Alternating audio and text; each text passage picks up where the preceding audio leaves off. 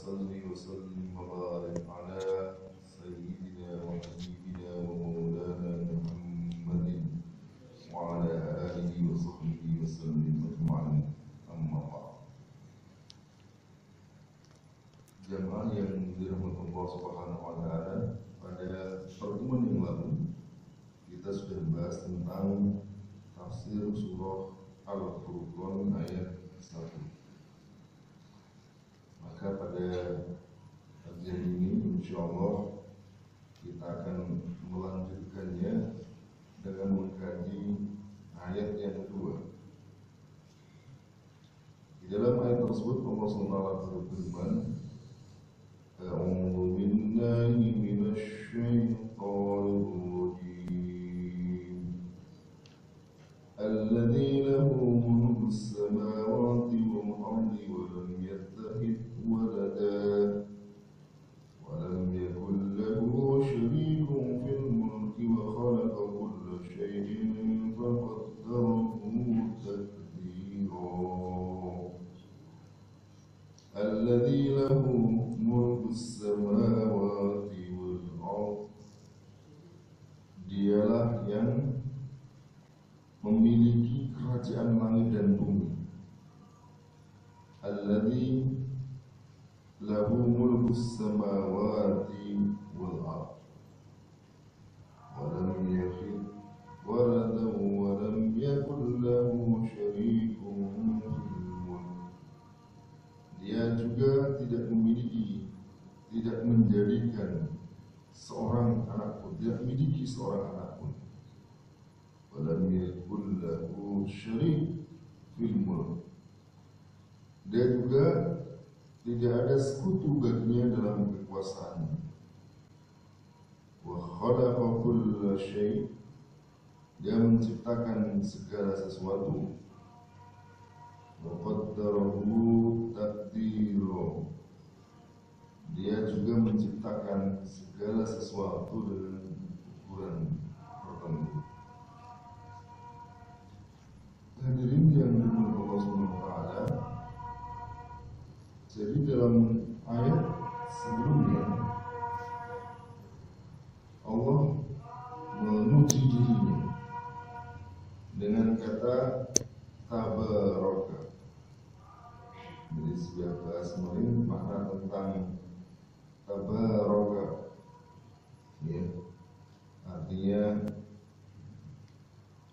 zat yang memiliki kebaikan dan keberkahan yang melimpah, dari kata barakah. Bisa juga berarti taqaddasa, yang memiliki atau yang maha suci.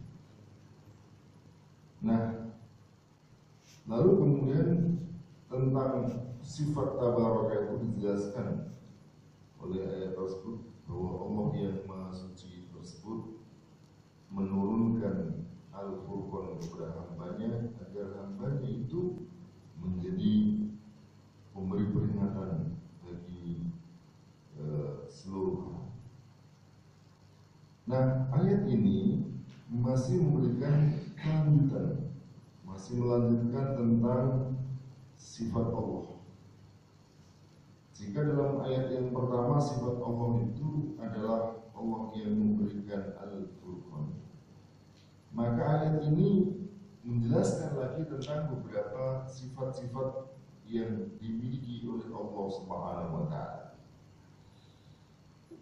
Yang pertama disebutkan bahwa zat yang menurunkan Al-Quran itu adalah alladzi lahu mulk. Dialah yang lahu, ya, yang menjadi pemiliknya. Jadi kalau itu mubtada, ya, muqaddam lahu mulkus samawati wal ard, mubtada muakhar. Itu ingin menunjukkan bahwa hanya dia pemiliknya, bukan yang lain. Lahu, bahwa benar-benar miliknya. Tidak ada seorang pun, tidak ada satupun pihak lain yang memiliki selain dia. Lahu. Mulkus samawati wal ardh, ya, kerajaan langit dan bumi. Dalam bahasa Arab kata lahu itu disitu ada kata lam di situ memiliki mana lil milk, untuk menunjukkan kepemilikan. Dan kalau pemilik itu berarti memiliki al-mutasarrif, ya, fiha kaifa yasha. Jadi kalau dia menjadi pemilik, dia berarti punya kewenangan, punya otoritas untuk mutasyarrif, untuk menggunakan apa saja. Fiha kaifa yasha. Ya, terserah dia pemiliknya, namanya pemilik. Mau diapakan saja ya terserah pemilik. Orang lain yang bukan pemilik tidak punya hak sama sekali, tidak boleh menggugat, namanya pemilik. Nah, sedangkan kata as-sultan al-mulk, ya, menurut Abu Zahra itu memiliki makna as-sultan. Jadi artinya as-sultan mutlak, mulk, ya, dia memiliki kekuasaan yang mutlak, kekuasaan yang berarti tidak ada seorang pun yang punya hak untuk mencampurinya. Sehingga kalau disebut mulkus samawati wal ardh, kerajaan, kekuasaan langit dan bumi, dialah yang menggerakkan mulk langit, dialah yang menggerakkan bintang-bintang, dialah yang mengatur terbitnya bintang-bintang, matahari, bulan, dan juga bumi. Dialah yang mengatur, menggerakkan gunung-gunung, laut, dan semua yang ada di kerajaan ini. Ya. Kalau Dr. Wahab Zuhal itu mengatakan bahwa ini menunjukkan bahwa Allah SWT adalah Al-Malikul Hakiki, dialah yang menjadi pemilik yang sebenarnya. Nah, menarik dan ayat ini itu memadukan antara dua hal. Bahwa Allah itu lahu, berarti Allah itu punya al-milk, dialah yang menjadi pemilik. Sekaligus al-mulk, kerajaan, kerajaan yang milik Allah. Berarti dengan dua kata ini, al-mulk wal milk, ini memang benar-benar menunjukkan kekuasaan Allah yang mutlak. Tidak ada satupun pihak yang bisa menggugat. Jadi ini kerajaan ini Allah lah rajanya. Kerajaan ini Allah lah yang punya. Gitu. Kalau kita lihat di dunia ini ada raja, ada presiden, ada penguasa, baru itu sudah Jokowi. Ya. Maka sebenarnya sama dengan pemilik. Jadi kalau Allah itu yang menjadi pemilik, itu berarti konsep pemilik itu tadi saya katakan dia memiliki tasyarruf untuk apa saja. Sekarang kita punya benda-benda ini, HP, punya baju dan seterusnya. Milik. Ini ya bedanya antara dalam pandangan Islam dengan yang lain. Kalau dalam pandangan yang lain, milik itu manusia menjadi pemiliknya. Seolah-olah manusia punya hak untuk menggunakan semau-mau. Dalam pandangan Islam, milik ini, milik hakiki itu Allah SWT yang menjadi pemiliknya. Kita punya barang, punya harta benda, itu sebenarnya bukan kepemilikan hakiki. Oleh karena itu, kita baru bisa disebut menjadi pemilik manakala Allah yang menjadi pemilik sesungguhnya itu memberikan, mengizinkan kepada kita untuk memiliki. Kalau Allah tidak mengizinkan kepada kita untuk memiliki, maka benda itu sekalipun ada di tangan kita, maka bukan menjadi pemiliknya. Contoh misalnya, Ada dua orang berjudi. Mereka berjanji membuat kesepakatan, kalau yang seperti ini maka menang, maka yang kalah harus menyerahkan barangnya kepada yang menang. Ya. Jika si A kalah, dia menyerahkan kepada barangnya kepada A. Kalau A menang, B menyerahkan barangnya kepada A. Kalau B menang, A menyerahkan kepada dia judi. Masing-masing itu benar. Akhirnya kemudian A menang. Berarti B harus menyerahkan barang atau harta bendanya kepada A. Pertanyaannya, apakah kepemilikan benda itu sudah beralih kepada A? Sudah beralih atau tidak? Tidak.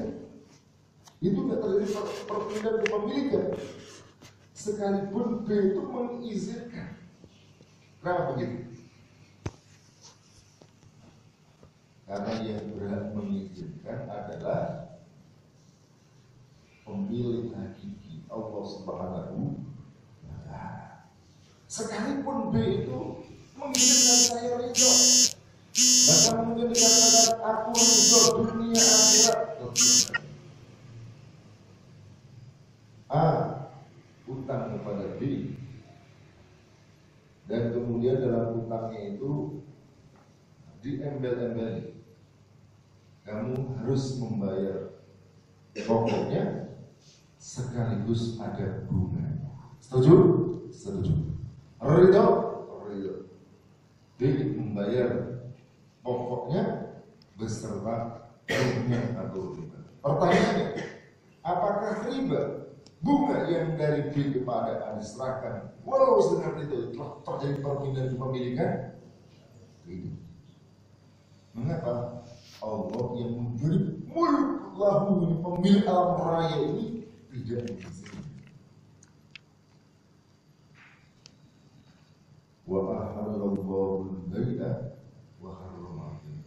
Seorang pencuri, sekalipun barang itu ada di genggamannya, dia berkuasa atas kekuasaannya barang tersebut. Tapi karena Allah tidak mengizinkan cara pemindahan barang atau harta benda itu kepada dirinya, maka itu tidak terjadi perpindahan kepemilikan. Inilah maka kalau dalam pandangan Islam ketika Allah lahu mulkus samawati sampai ke sana. Inilah yang membedakan katakanlah konsep sistem ekonomi Islam dengan semua sistem ekonomi lain juga di situ. Konsep sistem ekonomi kapitalis misalnya menganggap bahwa manusia punya hak terhadap barang. Ini dalam hal ini semua kepemilikan itu menjadi milik individu. Sementara kapitalis sosialisme yang menjadi pemilik adalah komunitas, negara. Individu tidak memiliki kepemilikan kecuali sangat dibatasi. Nah, pertanyaan siapa yang punya itu? Kok tiba-tiba dia tentukan ini? Tidak bisa. Nah, demikianlah kaitannya dengan konsep kepemilikan. Demikian pula konsep al-mulk, kerajaan. Di dunia ini ada, tadi saya katakan ada raja, ada penguasa di dunia ini.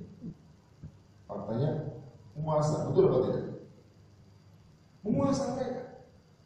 Buktinya dia bisa punya tentara, dia bisa memenjara orang, bisa menangkap orang, bisa merintahkan orang, bisa melarang orang. Artinya dia adalah penguasa di muka bumi, di daerah-daerah, di wilayah-wilayah tertentu. Tetapi harus diingat kembali yang tadi, seseorang itu boleh berkuasa manakala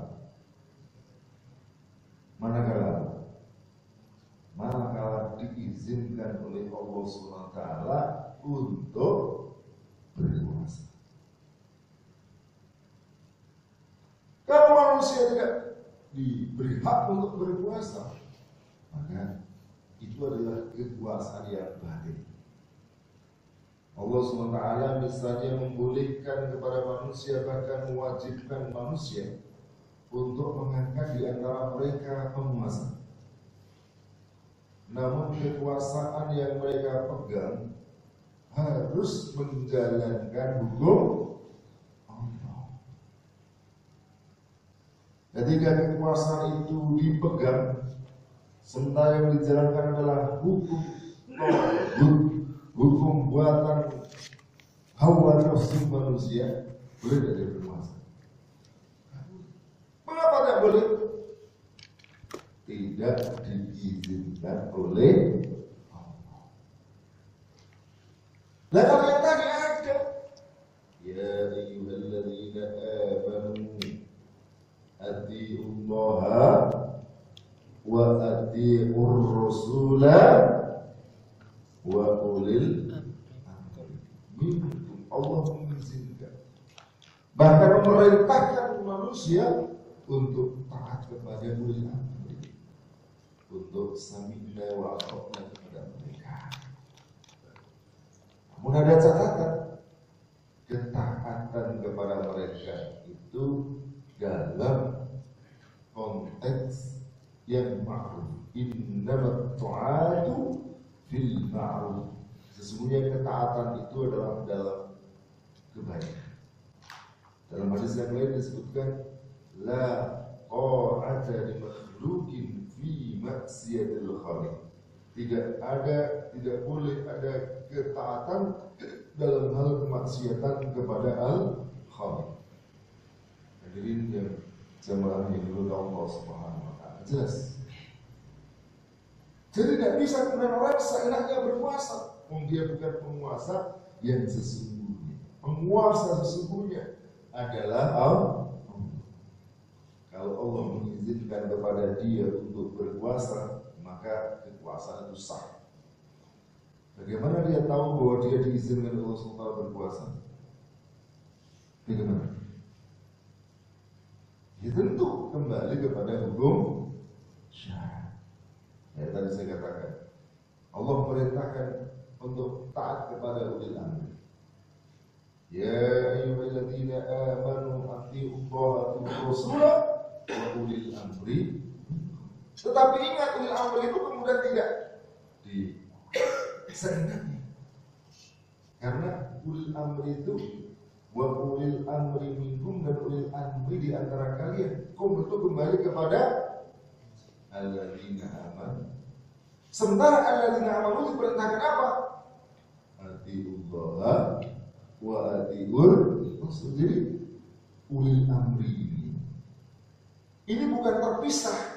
Mereka adalah bagian dari alladzina amanu, yang berarti ikut dia diperintahkan juga untuk atiullaha wa atiur rasul. Jadi ini bukan kemudian berbeda, terpisah. Kalau sekarang ini kan penguasa, mereka memerintahkan rakyatnya semau-maunya, ya.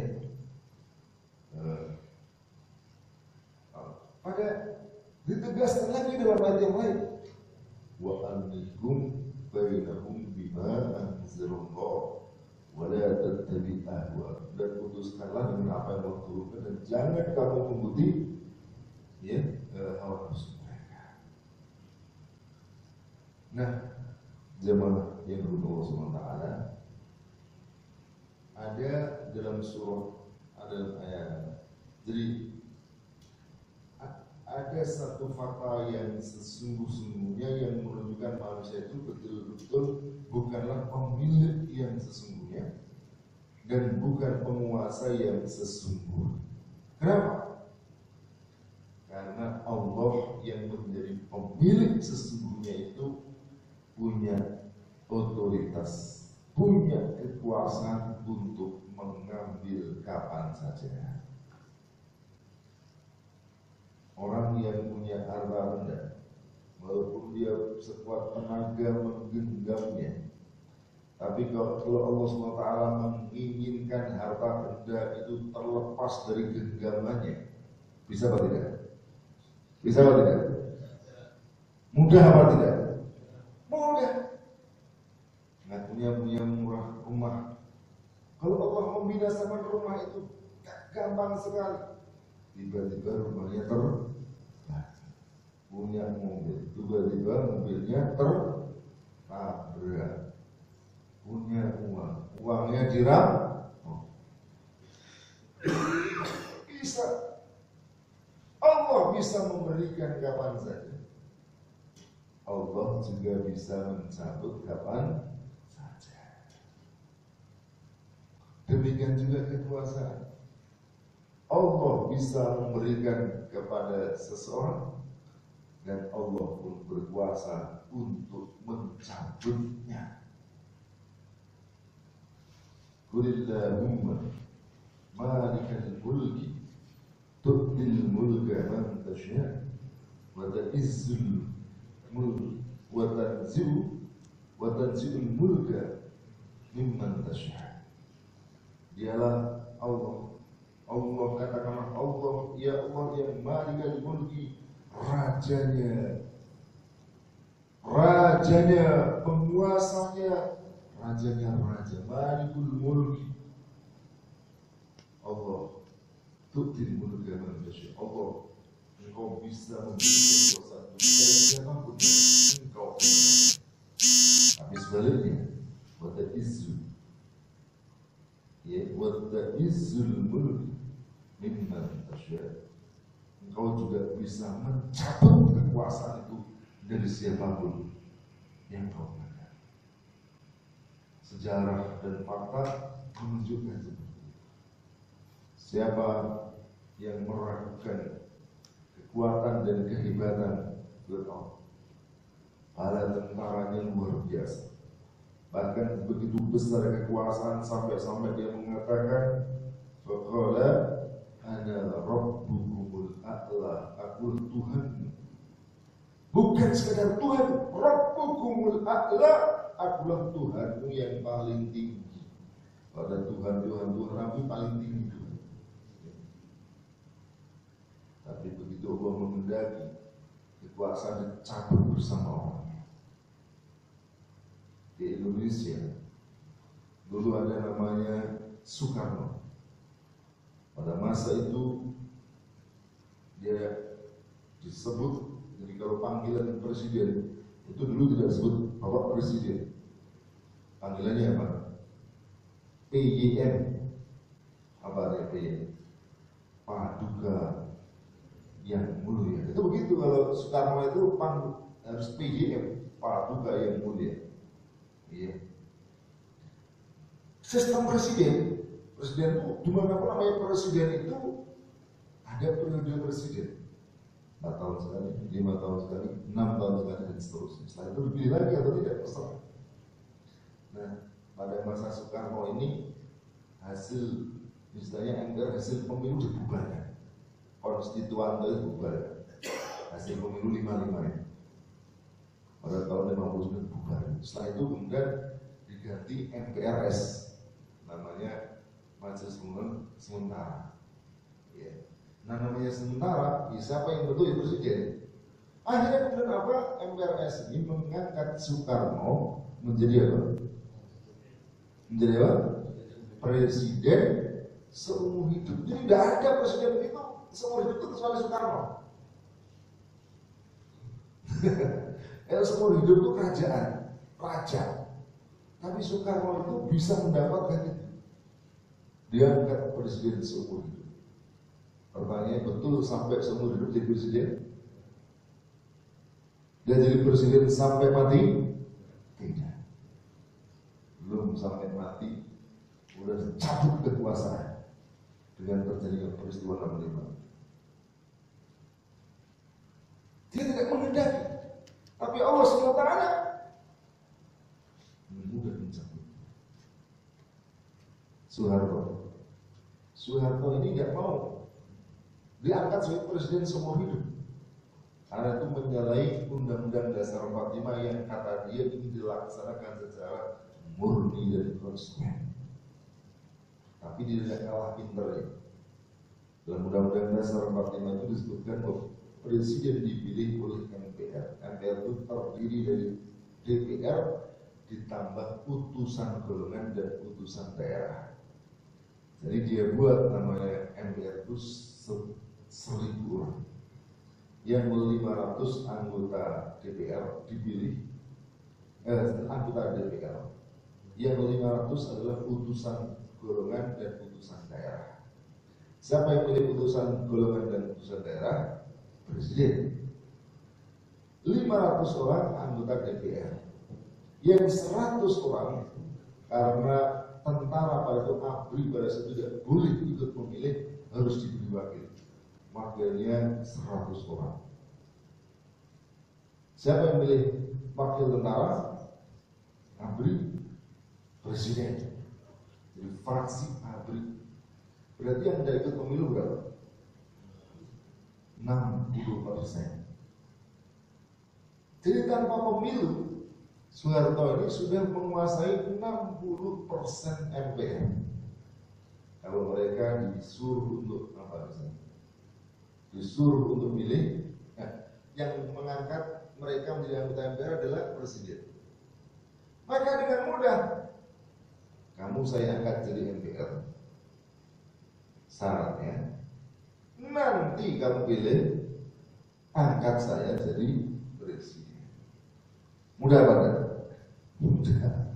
Ditambah lagi 400 orang itu golongan yang juga mayoritas. Maka jadilah kalau Soekarno presiden seumur hidup, Soeharto menjadi presiden terus menerus. Karena pilih besok terus lagi, besok lagi terus lagi sampai 5 periode. Tapi 5 periode itu periode terakhir kalau salah berapa bulan, 6 bulan atau berapa, dia sudah jatuh dari kekuasaan. Kalau dia harus menggunakan itu harusnya masih 5 tahun lagi. 97 harusnya sampai 2002. Tapi belum sampai 2002. 98 dia sudah tergulung kekuasaan. Begitu mudah Allah SWT mengambil kekuasaan. Lalu kurang apa? Tentara ada di tangan, birokrasi ada di ketiaknya, golongan ada di sakunya, rakyat ada di kakinya. Coba, wah. Tapi kalau sementara menerima cabut kekuasaan, cabut. Ini kan juga diktator yang lain. Siapa namanya? Husni Mubarak, Saddam Hussein dan seterusnya, sama nasib mereka. Itu menunjukkan kepada kita bahwa Allah SWT kepada kita bahwa dialah pemilik kekuasaan yang sesungguhnya.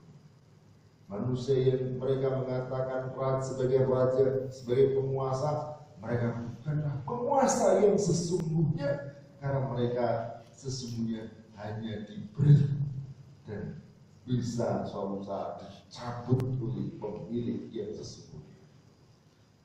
Hadirin yang Allah SWT. Sekarang dilanjut. Terus apa hubungannya dengan ayat sebelumnya? Ketika Allah dalam ayat sebelumnya berfirman, Tabarakalladzi nazzala al-furqana ala abdihi. Ada penjelasan dari seorang mufassir begini.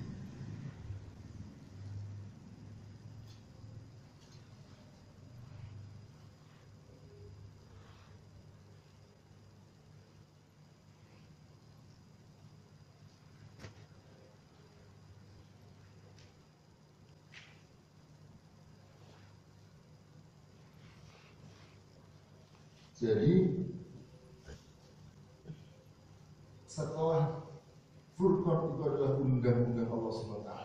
Lalu kemudian pada ayat yang kedua Allah mengukuhkan, Allah menyampaikan kepada kita bahwa dialah pemilik kerajaan ini, seolah-olah itu ingin memberitakan kepada semua penghuni kerajaannya, memberitakan kepada manusia yang menjadi penghuni utama di bumi ini bahwa kamu semua adalah rakyat. Undang-undang yang berlaku di bumi ini adalah undang-undang pemilik kerajaan Allah Subhanahu wa Ta'ala. Lalu apa undang-undang pemilik kerajaan? Dialah juga raja.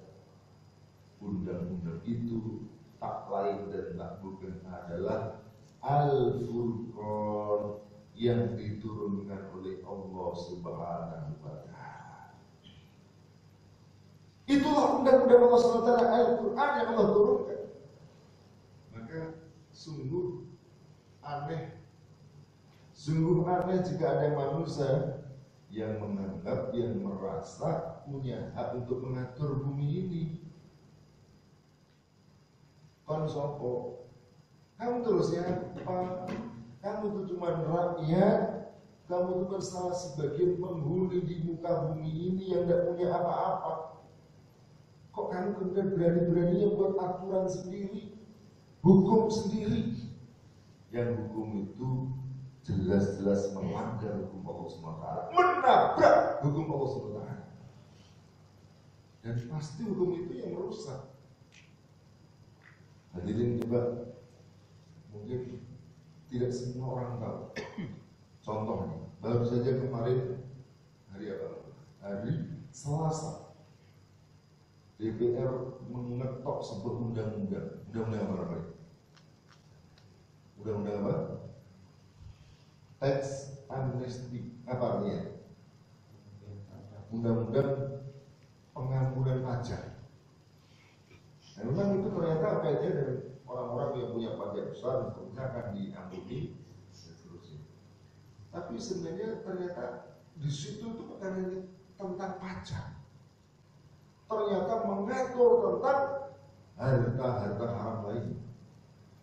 Jadi obligor, para koruptor yang sudah melarikan uang ke luar negeri, mereka boleh kembali dengan menyerahkan 3% hasil jaya mereka. Saya kemarin pas pengetahuan saya pas ke DPR, ketemu dengan salah seorang anggota DPR, dia cuma bilang gini, ini memang gawinya partai besar. Terus dia mengatakan kalau di luar negeri itu minimal itu teks itu ada uang yang semacam itu minimal 35%. Ya. Kalau korporat itu sekitar 30%. Kata dia di sini cuma 3%. Jadi utang luar negeri obligasi macam-macam itu 100 triliun cuma memberi 3 triliun. Wis diampun. Gendeng apa enggak? Nah kalau menurut hukum Allah, lah ini bukan 3%, bukan 30%. Harga korupsi rampas ambil lagi 100%. Nggak ada cerita. Cuma 3%. Masya Allah. 100% dan tidak hanya itu, pelakunya dihukum dulu. Bukan kemudian seperti kemarin ada obligor yang pulang lalu kemudian disambut seperti pejabat. Sekarang bawa pulang uang, Masya Allah. Begitu tunduknya penguasa ini kepada taipan-taipan yang sekarang gemuk. Padahal uang itu uang negara, itu bukan uang dia itu. Uang dulu pada saat ras itu kemudian mereka untuk membayar uang rakyat, mereka negara mengucurkan. Ini kan sistem rusak. Cuma kalau Masya Allah ini hukum, kalau hukum buatan manusia itu merusak itu. Ini sedikit contoh. Kalau saya tunggu bertanya, kenapa mengapa mereka yang mata sipit kok kaya-kaya? Ya karena memang dibuat kaya.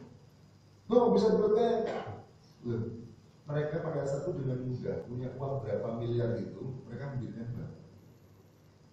Ada saya lupa ini ada undang-undangnya, paket November, paket apa dan seterusnya itu ada. Jadi mereka itu dipermudah untuk membuat undang-undang. Hanya punya modal sekian miliar bisa membuat bank.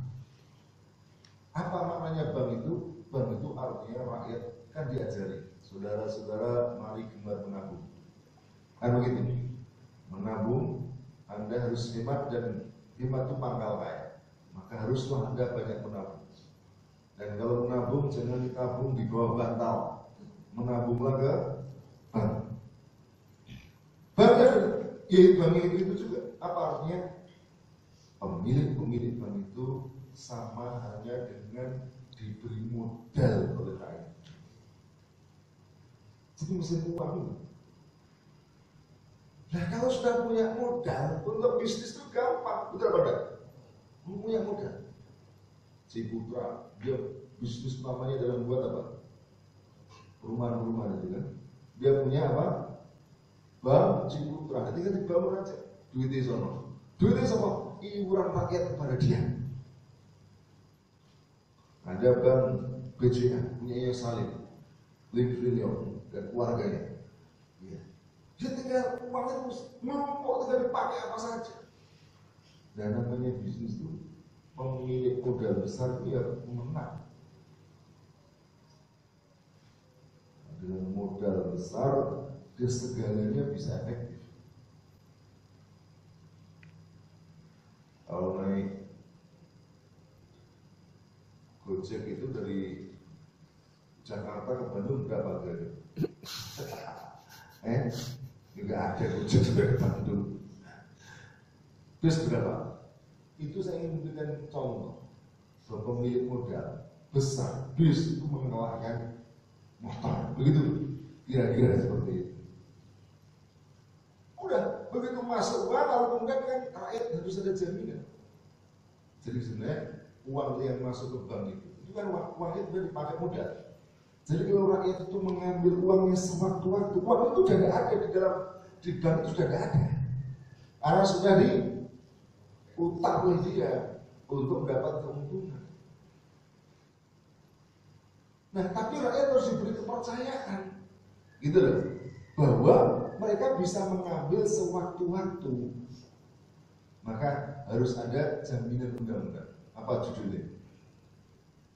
Uang di bank dijamin oleh negara. Negara yang miliknya rakyatnya ini menjamin bank milik swasta, milik sebagian orang. Coba. Jadi negara harus menjamin. Sebab kalau tidak, jadi bank kalau diambil uang itu, kata semua barang mengambil uang, maka sudah pasti bank tidak akan bisa memberikan uang karena uangnya sudah keluar. Nah, maka terjadilah ketika pasti itu yang sangat ditakuti bank. Ketika orang sama-sama takut uangnya hilang di bank, maka mereka harus mengambil bank. Ketika mengambil bank sudah pasti tidak ada, karena undang-undangnya begitu memaksa negara memberikan suntikan dana. Begitu sudah disuntik dana besar, duitnya dibawa melayu oleh mereka. Nah setelah lari sampai triliunan itu, ratusan triliun, mereka sekarang disuruh pulang, jadi pulang. Kamu nggak diapa-apakan, cuma 3% toh. Gede nggak tadi? Gila, masya Allah. Ketika undang-undangnya tidak menggunakan undang-undang Allah SWT, tidak ada keadilan. Yang ada adalah ketidakadilan, kezaliman berpihak kepada mereka yang berkuasa, rakyat yang sudah tertindas makin tertindas. Nah cuma kan rakyat itu nggak boleh tahu. Supaya nggak boleh tahu, rakyat itu jangan diberitahu. TV-TV itu kan jarang memberitakan. TV-TV suruh ngibur rakyatnya, sinetron, kasih cerita, bersambung. Sudah setiap hari apa kelanjutannya sambil nangis. Lu sing main itu lo gak pernah nangis. Bila sih berperasaan cerita nih, masya Allah, iya kan? Dibuat lawakan-lawakan dan terhibur, nyanyi-nyanyi terhibur semua, rakyat gak ngerti belas. Kalau ada penceramah yang ngomong begini, gak akan bisa masuk. Ya? Ada tidak ceramah yang seperti itu? Kan? Sudah diatur. Jangankan teman-teman belum tahu sudah diberitahu. Ya, contohnya saudari Mukti itu sekarang berhenti ya. Padahal udah shot-shotnya udah 30 episode diberhentikan dengan jalan. Padahal ya belum apa-apa itu. Yang mencerdaskan rakyatnya. Nah hadirin jemaah yang berdoa SWT, saya ingin menunjukkan bahwa Ayat ini memastikan kepada kita hukum yang berlaku itu hukum Allah SWT. Maka kalau kemudian ada prinsip demokrasi, prinsip dari mana? Kok kemudian tiba-tiba rakyat berhak membuat hukum? Siapa yang berikan hak kepada dia membuat hukum itu siapa? Nah anehnya kadang-kadang dia menggunakan istilah-istilah yang menjebak. Kemarin saya di beberapa tahun lalu itu kan ada rame-rame perda yang dicabut oleh Mendagri. Dan termasuk diantaranya yang disebutkan adalah perda-perda syariah atau sebenarnya perda-perda yang bernuansa Islam. Nah, yang menarik apa ketika kita di MUI ini ada pembicara, salah satu pembicara itu mengatakan bahwa Indonesia ini Darul Ahdi, negara kesepakatan, negara perjanjian. Karena Darul Ahdi, negara kesepakatan, negara perjanjian, terserah sama rakyat yang membuat perjanjian. Seolah-olah absah berperjanjian apa saja. Padahal kalau mau konsekuensi, katakanlah misalnya perjanjian itu harusnya tidak bisa menghalalkan yang haram, mengharamkan yang halal. Lalu kemudian dia punya apa? Nah cuman yang kedua, kalau Darul Ahdi itu bukan begitu maknanya dalam fikih Islam. Darul Ahdi itu adalah negara kufur yang mereka melakukan ahdi perjanjian dengan negara Islam, sehingga mereka tidak diperangi dalam tempo tertentu. Itu namanya Darul Ahdi. Bukan kemudian Darul Ahdi itu kemudian negara mempunyai hak untuk membuat hukum seenak-enaknya. Nah cuma umat Islam ini begitu disebut Darul Ahdi begitu, itu kemudian seolah-olah Islami karena istilahnya Arab sesuai dengan istilah fikih. Padahal itu sudah penyimpanan. Jadi kalau saya katakan kalau kita tidak usah banyak-banyak ayat ini, dari ayat ini saja itu sudah jelas, sangat jelas bahwa umat Islam tidak ada, bukan manusia tidak ada hak sama sekali membuat hukum. Dia Allah SWT yang menjadi pemilik kerajaan langit dan bumi dan punya hak. Lalu kemudian ditegaskan oleh ayat ini, walam yattakhid walada. Dia tidak memiliki, walad tidak memiliki anak. Namanya anak itu mesti sejenis. Anaknya kerabat, anaknya kambing, anaknya sapi ya. Lah kalau ayat Tuhan berarti benar tak? Ya. Makanya orang Kristen itu mereka mengatakan Isa itu pihak Tuhan, Yesus itu Tuhan karena anaknya Tuhan, dia adalah Tuhan. Begitu. Nah kalau seperti itu berarti Tuhan itu lebih dari satu. Maka ini sudah prinsip yang ayat ini membatal semua, mereka salah. Ya, Allah sudah menegaskan Qul huwallahu ahad Allahus samad lam yalid wa lam yulad. Lam yalid itu artinya dia tidak punya anak, dia tidak melahirkan. Lam yalid tidak punya anak. Wa lam yulad, dia tidak dilahirkan, berarti dia tidak punya bapak, tidak punya orang tua. Itu maknanya. Kalau terjemahnya apa biasanya? Tidak beranak, tidak diperanakan. Tidak diperanakan. Lam itu maknanya dia tidak menjadi anak dari yang lain. Gitu maknanya. Lam yalid tidak beranak, walam yulad dia juga tidak dijadikan anak, dia tidak dilahirkan. Jadi bukan dia tidak punya orang tua. Wahid, Allah itu ahad, satu. Ya. Maka semua pemikiran agama yang menjadikan Allah SWT lebih dari satu, yang punya anak, kata Allah seperti agama orang-orang musyrik, mereka mengatakan malaikat itu adalah anak Allah. Ya. Alakumud dzakaru walahul untha. Orang-orang musyrik Arab itu mereka menganggap bahwa malaikat itu Tuhan, mereka adalah anaknya Allah. Dan malaikat itu menurut mereka adalah perempuan. Ya. Kalau udah ayat itu alakumud dzakaru walahul untha. Maksud kamu aja punya anak laki-laki, Allah punya, kamu katakan punya anak perempuan, masya Allah. kamu berarti lebih hebat daripada Allah. Nah jadi, ya Allah tidak punya anak.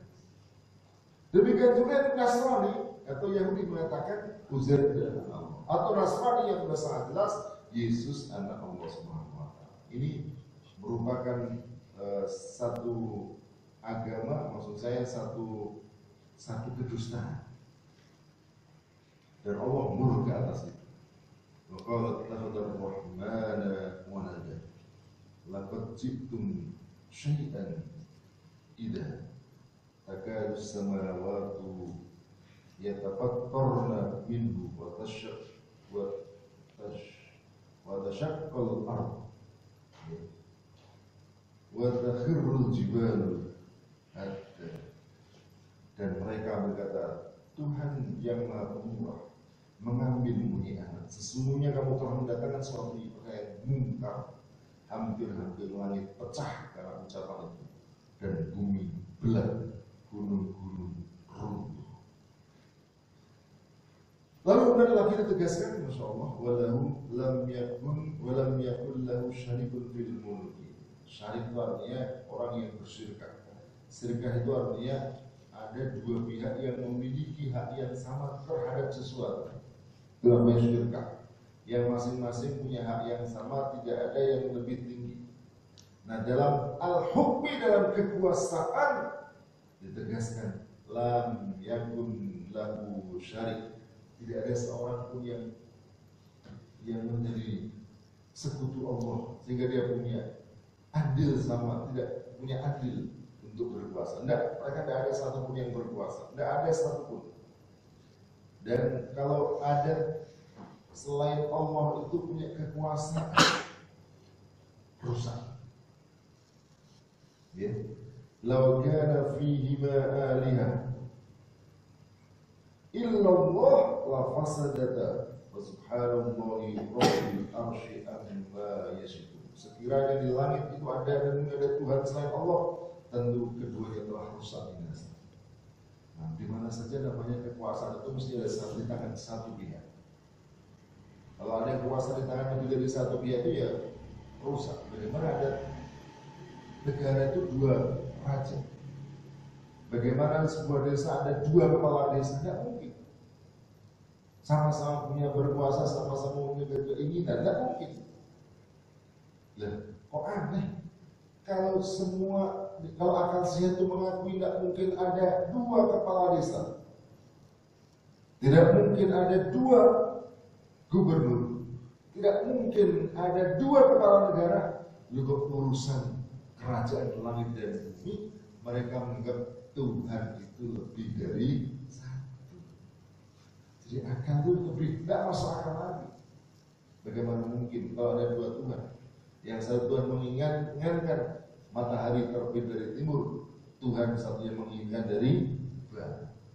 Tuhan satu menginginkan matahari berbentuk bulat, yang satu menginginkan matahari berbentuk kotak. Bagaimana? Tidak bisa. Lafaz kata rusak, hancur keduanya. Dan kemudian terakhir ayat ini mengatakan bahwa khalaqa kulla syai', dialah yang menciptakan segala sesuatu. Manusia sehebat-hebat manusia tidak ada seorang pun yang bisa menciptakan. Bisa apa manusia? Menciptakan apa manusia? Manusia tidak ada yang bisa menciptakan dari yang tidak ada menjadi ada.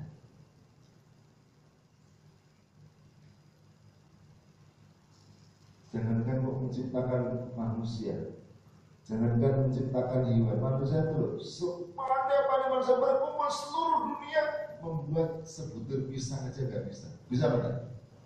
Sebutir kurma bisa benar? Gimana manusia buat? Tidak bisa. Apalagi yang ada nyawa. Wa khalaqa kulla syai'.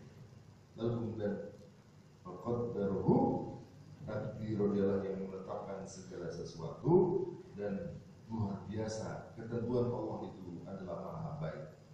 Tidak ada yang buruk, tidak ada yang jelek, semua subhana Rabbana ma khalaqta hadza. Tidak ada satupun ciptaan Allah itu yang batil, yang sia-sia. Faqaddaruhu takdir. Jemaah yang berdoa Allah SWT, kita ini adalah ciptaan Allah. Khalaqa kulla syai', termasuk kita. Maka sebenarnya jika manusia yang kita diciptakan Allah SWT itu berani kepada Allah, maka sungguh aneh yang kita tidak punya kekuasaan sama sekali, lalu kemudian berani kepada Allah SWT. Maka sungguh aneh jika ada manusia yang diberi kekayaan, lalu pun jadi sombong. Semua itu pasti akan lepas dari genggamannya ketika mati, dan ketika di akhirat kelak itu menjadi sesal. Ya laita kanatil qadiyah ma aghna anni maliyah halaka anni sultaniyah. Seandainya kematian tidak memutuskan segalanya, ma aghna anni maliyah, hartanya sudah tidak berguna lagi untuk menolong mereka. Halaka anni sultaniyah, demikian pula kekuasaan itu sudah lenyap dari genggamannya. Maka Allah, marilah kita dalam kehidupan dunia yang tidak lama, hanya sebentar, dan kita juga tidak tahu kapan kita berakhir. Sungguh tidak ada seorang pun di antara kita yang bisa menjamin bulan depan kita masih ada, minggu depan masih ada, esok pagi masih ada. Tidak ada seorang pun yang bisa menjamin. Maka di saat kita diberi waktu yang hanya sebentar, dan kita tidak tahu kapan waktu itu akan berakhir, maka sebuah kebodohan apabila kita lancang berani kepada Allah SWT.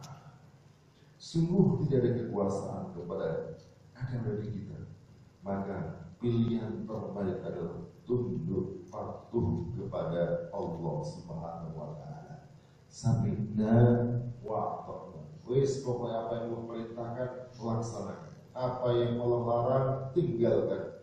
Dan kita yakin seyakin-yakinnya perintah Allah kepada kita pasti baik. Kita yakin seyakin-yakinnya larangan Allah pasti buruk. Jangan kemudian kita merasa lebih pintar daripada Allah Subhanahu wa taala. Perintah Allah dibantah dengan alasan itu kurang baik, lalu kemudian dia mencari yang lain.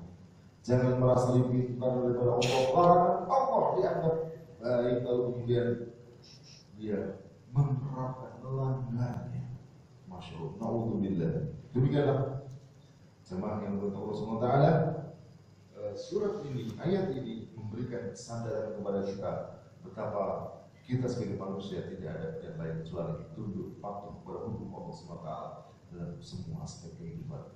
Demikian yang dapat kami sampaikan. Billahi taufiq wal hidayah. Wassalamualaikum warahmatullahi wabarakatuh. Waalaikumsalam warahmatullahi wabarakatuh.